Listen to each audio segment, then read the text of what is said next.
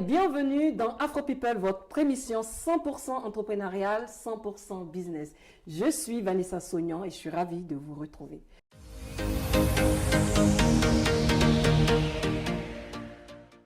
Nous sommes avec notre intervenant du jour, Monsieur Christian Jarin. Bonjour Vanessa. Président de All People From. C'est ça. Et cofondateur de Africa for Good. Exactement. Qu'est-ce que c'est exactement? Alors, All People From est un cabinet conseil spécialisé dans le développement commercial. Donc nous accompagnons des entreprises en France et en Afrique dans le développement de leur chiffre d'affaires. Voilà. Super. Et Africa for Good est un consortium, un collectif d'entreprises composé de consultants et d'experts et qui intervient principalement dans l'agroalimentaire.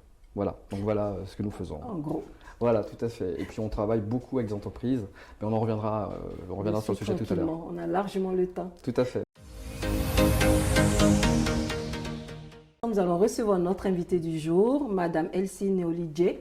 Bonjour Vanessa. Auteure de plusieurs livres. Alors, donc je suis une auteure de fantasy et donc j'ai écrit une trilogie qui se nomme Les Chroniques des Fires. Alors pour le moment, il y a 2 tomes qui sont parus, donc le tome 1, le tome 2, et je suis en cours d'écriture du tome 3.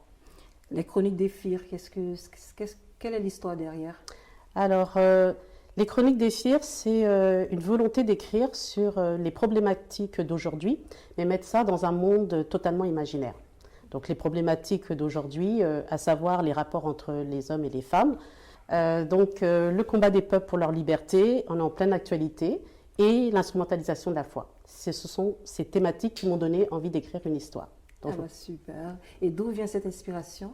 Cette inspiration me vient, ça m'est venu en 2015, par hasard.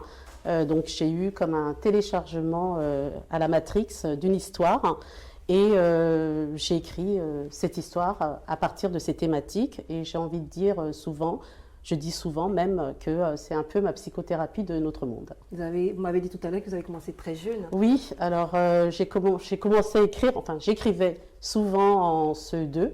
Donc dans mes cahiers d'écolier, je remplissais des cahiers, j'écrivais des histoires et en fin de compte, ça m'est passé jusqu'en 2015. Et quel était votre parcours? Alors donc j'ai fait des études d'histoire à la fac. Ensuite, je me suis plutôt orientée vers le commerce. Alors j'ai travaillé plusieurs années comme chargée clientèle et je me suis tournée rapidement vers le marketing. Donc, je pense que Christian sait tout à fait de quoi je parle. J'ai aussi une expérience d'auto-entrepreneur d'une société et je me suis tournée ensuite vers l'enseignement. Et depuis quelques années, j'enseigne, mais j'ai commencé à écrire avant de devenir enseignante. Donc vous êtes revenue à votre premier amour. Voilà. Et depuis combien de temps vous êtes officiellement auteur? Depuis la parution, je vais dire, du premier tome 2018, qui officialise quand même une réalité. Je suis auteure, je tiens à préciser, auteure indépendante. Donc, je n'ai pas de maison d'édition. Donc, j'ai tout fait moi-même après avoir écrit mon manuscrit. Donc, il a fallu essayer de le faire partager avec plus de personnes possible. Donc, j'ai d'abord mis en e-book sur la plateforme Amazon Kindle. Ensuite, j'ai eu la chance dans mon entourage d'avoir quelqu'un qui sait faire la mise en forme, voilà, pour avoir la version brochet d'un livre. Et ensuite, je me suis dit, ben oui, mais comment aller vers les lecteurs? Donc, j'ai retroussé mes manches, j'ai contacté des grandes surfaces, des hypermarchés, pour pouvoir présenter mes livres en rayon. Et les dédications en direct. Et les dédications en direct et pouvoir rencontrer les lecteurs et lectrices. Super. Est-ce que ça existe des plateformes d'associations ou d'associations pour des auteurs? Alors oui, certainement. En tout cas, je ne pourrais pas forcément vous les citer là, mais j'ai entendu effectivement que sur des sujets de création éditoriale, littéraire, il y avait des regroupements d'auteurs qui se joignaient pour pouvoir justement être un peu plus visibles et gagner en notoriété. Donc c'est une chose effectivement qui est envisageable. Mais je tenais à saluer le parcours entrepreneurial, entre guillemets, parce qu'on a une créatrice et une auteure en face de nous. Donc, ce n'est pas de l'entrepreneuriat comme moi je l'entends et je le vis au quotidien, mais ça reste quand même de l'entrepreneuriat. Parce qu'effectivement, le fait d'aller chercher des clients, une fois qu'on a réalisé son document, c'est un aspect extrêmement important. Et je salue le courage, parce qu'effectivement, c'est un parcours qui est assez long et que chaque entrepreneur aujourd'hui doit connaître et qu'ici, on partage autour de cette petite table. Donc oui, c'est important et moi, je serais ravi effectivement d'échanger avec vous parce qu'on est souvent sur des sujets de méthode, parce qu'une fois qu'on a son livrable, comment on fait? Et la question, c'est quelles sont nos cibles? Quelles sont les personnes qui seraient, je dirais, intéressées à commercialiser en fait ce manuscrit. Et là, pour le coup, il y a toute une préparation, il y a tout un accompagnement, et c'est ce que l'on fait habituellement. Et je trouve ça effectivement très intéressant. Donc, c'est un peu éloigné de l'agroalimentaire sur lequel j'interviens, mais je me fais fort d'accompagner Noalie Jay sur ces sujets et de lui donner les conseils que je pourrais lui donner. Vous faites partie d'une association? Alors, je ne fais pas partie d'une association. Par contre, j'ai intégré l'année dernière un site d'auteurs indépendants comme moi qui s'appelle je cherche un livre.com. Et justement, c'est d'être une force de pouvoir présenter plusieurs auteurs, plusieurs genres littéraires aux gens en ligne qui puissent acheter nos ouvrages. Donc on essaie de se développer un petit peu. Donc là, prendre contact avec des librairies indépendantes. Voilà, donc on essaye, j'espère que de toute façon, on est sur la bonne voie. Super. Où est-ce qu'on vous trouve? Alors, donc, je suis bien sûr sur Amazon, puisque c'est le point de départ, mais je suis surtout sur ce site d'auteur indépendant, www.jechercheunlivre.com. Quand vous faites vos lives, comment se déroulent vos dédicaces? Alors, j'avais contacté plusieurs magasins des deux enseignes que j'ai citées, Auchan et Cora. Donc, j'ai téléphoné au manager du rayon librairie et donc je lui ai demandé si je pouvais venir présenter mes livres et je dois avouer qu'ils sont plutôt très gentils, très sympathiques. C'est super ça. Voilà, donc ensuite ils m'ont demandé d'envoyer des documents, qu'est-ce que je faisais pour voir un petit peu mon livre. Gratuitement? Alors, gratuitement, on n'est pas dans un monde de business, on est dans le business. Voilà, donc bien sûr, ils prennent une petite commission, mais bon, voilà, c'est vraiment pas grand-chose par rapport à la possibilité qu'on a d'entrer directement en contact avec des lecteurs et des lectrices.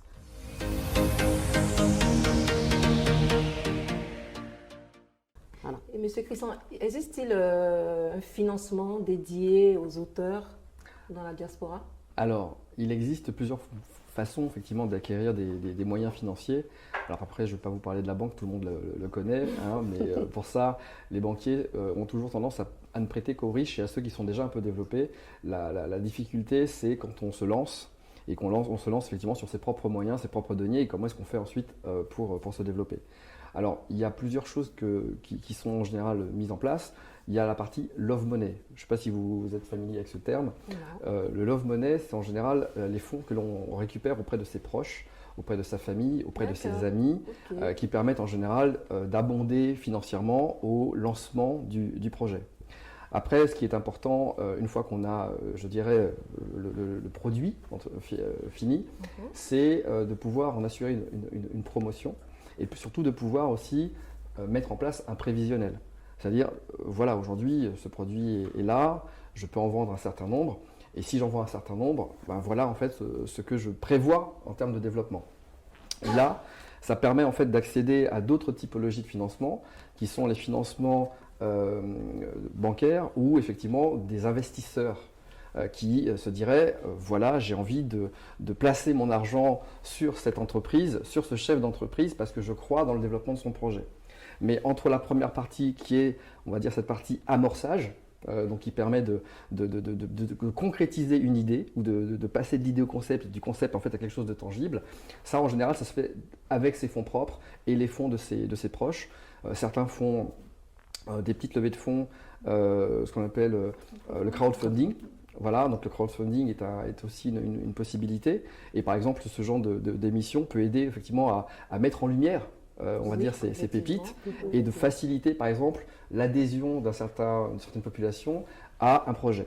Et après, il faut aller sur quelque chose de plus structuré, donc avoir des consultants ou des gens qui vont vous aider à avoir un vrai projet, un vrai document, qui là vous permettent de dire, voilà, on se projette sur 3 ans, 5 ans, 10 ans dans certains cas, et comme ça on obtient les fonds. La question que je souhaite poser, c'est pourquoi la fantaisie? Alors la fantaisie, parce que j'ai énormément d'imagination déjà, et parce que j'avais envie de parler de ces thématiques, donc les rapports entre l'homme et la femme, le combat des peuples pour leur liberté et l'instrumentalisation de la foi, dans un monde totalement imaginaire. Je n'avais pas du tout envie de parler de notre monde, parce que je trouve que parfois c'est très compliqué de parler de certains sujets. Vous avez toujours des gens qui sont plus royalistes que le roi, etc. et tout, vont aller dans des détails, alors que dans l'univers de la fantaisie, donc moi j'ai toutes les libertés. C'est pour ça que j'ai pris l'univers de la fantaisie. D'accord. La fantaisie, pour que les gens comprennent, c'est un peu Avatar, c'est ah ça? Ouais, alors voilà, très très bonne question. Donc on confond souvent la fantaisie avec le fantastique. Donc le fantastique... On apprend des choses. Donc le fantastique, c'est... une possibilité de va-et-vient entre le réel et l'irréel. Donc on est dans ce monde réel et puis tout à coup, là il va y avoir des martiens qui débarquent dans le fantastique. Mais la fantaisie, on est dans un monde qui est totalement imaginaire. Donc à aucun moment vous êtes dans du réel, vous n'irez jamais dans le réel ne viendra jamais dans votre monde, et c'est pour ça que moi je me sens beaucoup plus libre, enfin en tout cas pour cette histoire, les chroniques des Fiers et ce que j'avais envie d'écrire, je me sentais beaucoup plus libre d'écrire dans l'univers de la fantaisie. Et comme en plus j'ai une imagination débordante, ça tombait bien. D'accord. Et quels sont vos futurs projets après le tome 3? Après le tome 3, alors justement, j'ai déjà d'autres trilogies. Donc en écrivant le 2, alors j'ai eu une idée encore sur une prochaine trilogie. Donc ça va être une trilogie historico-fantastique. Et là, je vais partir du continent africain. Ce qui n'est pas le cas dans les Chroniques des Fiers. J'ai voulu quelque chose de plus universaliste. Et dans cette prochaine trilogie, je partirai du continent africain. Voilà. Je pense que ce sont des envies où quand vous avez quelque chose à dire, et j'ai quelque chose à dire, donc voilà. Merci Noélie J. Merci d'être venue. Je vous remercie beaucoup pour cette invitation. Nous recevons notre deuxième invitée, Mariam Sy, fondatrice de Golden Calabash Cosmétiques. Qu'est-ce que c'est? Bonjour Vanessa. Bonjour Mariam. Donc, moi c'est Mariam Sy, effectivement, je suis la créatrice de Golden Calabash Cosmetics, qui est une jeune marque de cosmétiques naturels. Donc l'idée m'est venue un peu comme ça. Disons que j'étais passionnée avant toute chose. J'ai commencé vraiment par passion à la naissance de mon fils. J'étais un peu à la recherche comme ça de choses qui fonctionneraient pour sa peau. Et puis c'est vrai qu'en voyant ce qui se fait sur le marché de façon générale, j'ai constaté qu'il y avait énormément de substances comme ça potentiellement néfastes sur le long terme, que j'avais pas envie d'afficher sur la peau de mon fils. Alors du coup, je me suis lancée un petit peu dans les recherches. J'ai décidé de me retourner aux sources tout simplement et d'aller vers des choses qui étaient, enfin des matières qui étaient utilisées par ma maman, par ma grand-mère avant elle, etc. Donc mon produit phare est fait à base de beurre de karité notamment. Pendant ma grossesse, j'ai commencé comme ça à tester un petit peu comment ça fonctionnait, déjà sur moi-même dans un premier temps, et puis j'ai vu que c'était quelque chose qui me convenait, et par la suite à la naissance de mon fils, c'est un peu ce que j'ai utilisé depuis sa naissance jusqu'à et qui fonctionne très bien. Et j'ai constaté effectivement que ça fonctionnait de façon spectaculaire, donc finalement je me suis dit que c'était peut-être mieux, une meilleure alternative que tous ces produits, que tous ces produits qui sont potentiellement néfastes. Et puis du coup, je me suis dit que ce serait intéressant de partager tout ça avec d'autres expériences, tout simplement. C'est super, ça fonctionne très bien, j'imagine. Ça fonctionne, effectivement. Et ça fait combien de temps? Donc, j'ai commencé à mûrir un petit peu l'idée en 2019. Mon fils est né en 2019, et puis c'est quelque chose que j'ai pu mettre en place tout gentiment pendant le confinement, donc le tout premier confinement. Je me suis lancée un peu dans la création, dans la recherche un petit peu de ce qui se faisait dans ce domaine-là qui m'était inconnu jusque-là. Et puis c'est vrai que voilà, avec de la patience et puis un peu encore une fois, de recherche, j'ai pu lancer tout tranquillement en 2020 ma petite structure de cosmétiques. D'accord. Vous les faites vous-même ou vous C'est ça. collaborez avec une maison de production? Actuellement, c'est tout un processus. Et puis c'est vrai qu'actuellement, je suis encore dans du in-home, tout est fait maison. D'accord. Et puis là, prochainement, je suis en contact avec un laboratoire qui se chargera de reprendre un petit peu tout ça. Mais j'ai commencé de façon très simple. C'est aussi quelque chose, à mon avis, qui parle à un certain public également. Donc c'est sûr que voilà, je laisse un peu les choses se faire de façon progressive. D'accord. Vous visez quel public exactement? Justement, les gens qui sont un peu comme moi, soucieux de leur santé, de leur bien-être et qui en ont un peu marre de débourser énormément dans des produits qui ne fonctionnent pas. C'est un peu la cible que j'ai. Et puis, on est agréablement surpris de voir que les gens sont de plus en plus à la recherche de choses naturelles, de choses transparentes. Enfin, les gens ont besoin de savoir ce qu'ils consomment. Les consommateurs veulent s'informer et veulent savoir un petit peu d'où proviennent. Parce que finalement, c'est tout un tas de substances qui rentrent dans la circulation sanguine et qui impactent la santé sur le long terme. D'accord. Et vos produits viennent d'où exactement? La Côte d'Ivoire, du nord de la Côte d'Ivoire. Et puis, j'ai aussi un sérum à base d'huile de baobab qui provient du Sénégal, par exemple. Un peu de partout. Donc, j'essaye de focaliser mes produits un peu dans la région ouest africaine. Et quand vous recevez vos produits, qu'est-ce que vous faites déjà, tout de suite? Donc c'est de la transformation qui se fait par la suite. Tout de suite. Voilà, donc je transforme, je teste la qualité et puis je m'assure de faire une transformation en suivant un certain protocole. Et puis voilà, après encore une fois, comme je le dis un peu partout, j'ai pour philosophie d'utiliser une liste minimale d'ingrédients. Donc on est entre 1 à 5 ingrédients, pas plus, pour rester justement dans cette idée de transparence et d'apporter quelque chose de sain avec très peu d'ingrédients. C'est ça, exactement. Avez-vous suivi une formation? Non, je viens d'un univers totalement différent. J'étais initialement dans le domaine du médical, D'accord. qui se rejoint quand même quelque part, mais c'est sûr que voilà, Ça se comprend. C'est ça. Médical, ça dit vous soigner la peau, on va dire, avec vos produits naturels. Disons que c'est ce que je fais aujourd'hui. Mais à la base, je soignais des patients. Bien sûr. Structure Et comment est-ce que vous commercialisez vos produits? Donc principalement sur Internet à l'heure actuelle. Et puis j'ai 2-3 points de distribution en Suisse de façon locale et régionale. Et puis depuis peu à Abidjan. D'accord, super. Monsieur Christian, quel conseil vous pouvez donner à Madame Si qui débute en tant que entrepreneur? Alors déjà, je souhaitais la féliciter parce que c'est un parcours du combattant. Merci. Et c'est bien de l'avoir entamé. C'est bien d'avoir cette volonté qui est partagée. Alors je fais juste une petite digression par beaucoup d'entrepreneurs en ce moment. Il y a une vague d'entrepreneurs, on en est l'exemple ici. Et j'en suis ravi pour ma part. Et je vous souhaite énormément de succès. Et ça va le faire parce que vous avez fait l'essentiel. Maintenant, effectivement, vous êtes passé de l'idéation au concept et du concept à la réalité. Maintenant, effectivement, vous êtes confronté à votre marché. Et il faut aller trouver les gens qui vont bientôt vous distribuer et puis en même temps, matière à vous différencier sur un marché quand même qui est assez concurrentiel. Donc moi, mon conseil, ça serait effectivement de déjà participer à ce type d'émission est très intéressant. Et puis surtout avoir des retours de vos clients pour savoir ce qui aujourd'hui fonctionne bien et avoir un démarchage on va dire, un peu commercial qui permette d'avoir la réalité du terrain par rapport à vos produits. Parce qu'en fait, il y a plein de choses. Hein. Il y a le produit, il y a le packaging, il y a beaucoup de choses qui vont entrer en ligne de compte, il y a le prix par rapport à ce que font d'autres personnes. Donc maintenant, il faut avoir les remontées réelles du terrain et en fonction de ça, adapter une stratégie. Avoir la bonne stratégie de commercial et la bonne stratégie de développement. Alors ça passe par plein d'éléments, ça passe par la bonne communication, ça passe par les réseaux sociaux, ça passe par vous faire connaître.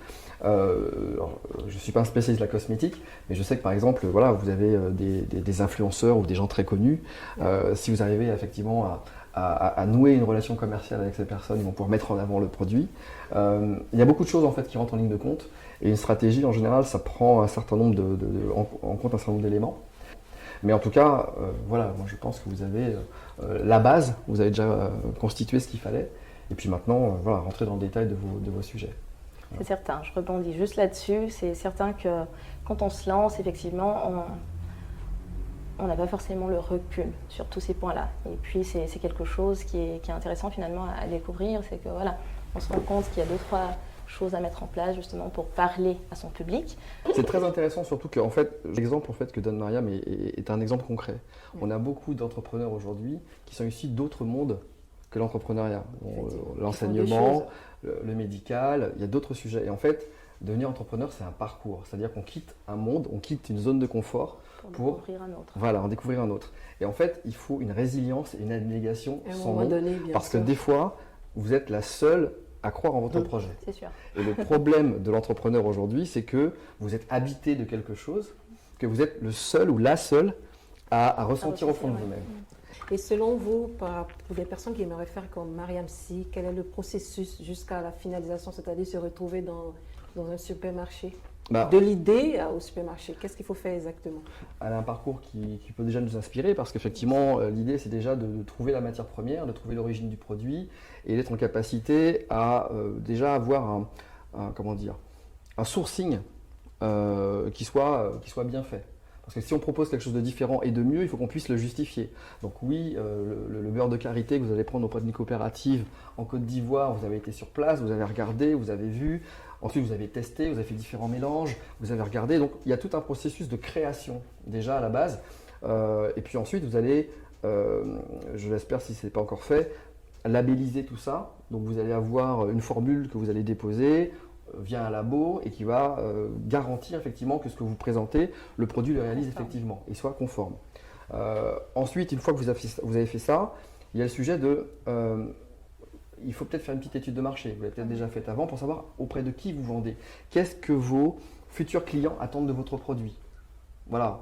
Donc, parce que vous êtes sur un univers concurrentiel, que font les concurrents? À quel prix sont-ils? Quels sont les packaging qu'ils utilisent? Comment se démarquer? Voilà. Et puis après, effectivement, une fois que vous savez ce que font les autres, si vous rentrez en frontal avec moins de moyens, ça va être compliqué. Donc, il faut trouver une différenciation.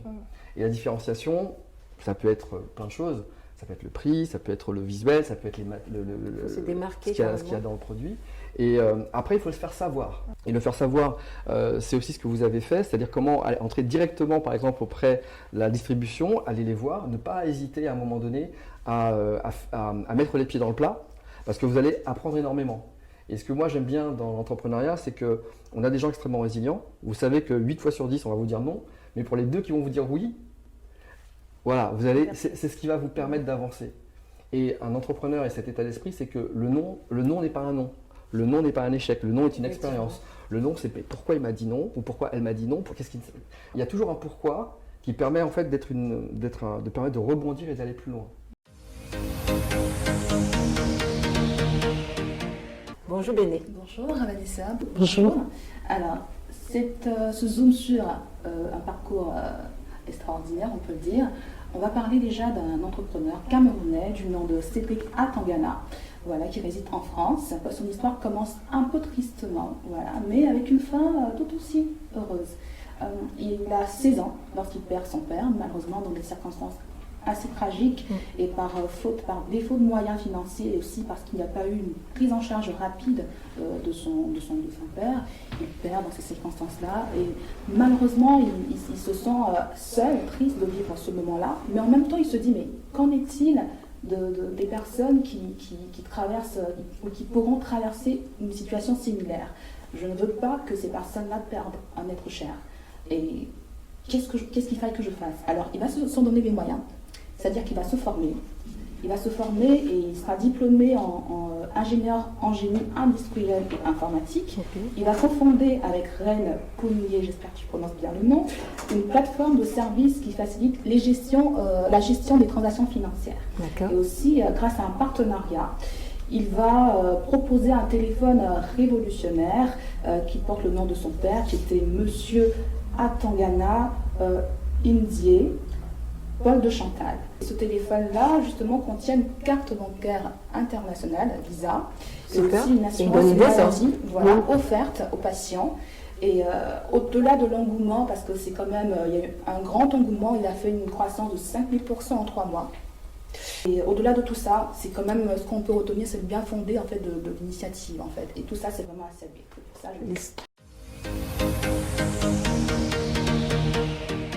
Merci à ABC Connexion de nous avoir reçus pour notre émission. Je vous dis à bientôt.